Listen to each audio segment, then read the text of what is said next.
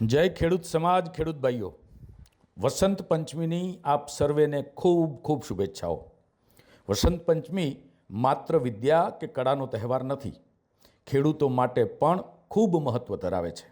આ તહેવાર વસંત ઋતુના આગમનને ઉજવે છે અને કૃષિ જીવન સાથે ગાઢ જોડાયેલો છે। ચાલો ખેડૂતો અને વસંત પંચમી વચ્ચેના સંબંધને સમજીએ। વસંત પંચમી કૃષિ મોસમની શરૂઆતનું પ્રતીક છે। આ સમયે શિયાળો પૂરો થાય છે અને પ્રકૃતિમાં નવી ઉર્જા આવે છે। ખેડૂતો માટે આ નવા કાર્યોની શરૂઆત છે, જેમ કે નવા પાકની વાવણી કે વાવેલા પાકની કાપણી કરવાની ખેડૂતો તૈયારી કરે છે। ખાસ કરીને ઘઉં જેવા રવિ પાકની કાપણીની મોસમ આજથી શરૂ થાય છે।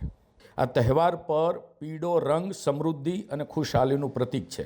ઉત્તર ભારતમાં સરસવના ખેતરો પીળા ફૂલોથી ખીલી ઉઠે છે, જે સારા પાકની નિશાની છે। ખેડૂતો આ દિવસે ખેતરો અને સાધનોની પૂજા કરી સારા વર્ષ માટે પ્રાર્થના કરે છે।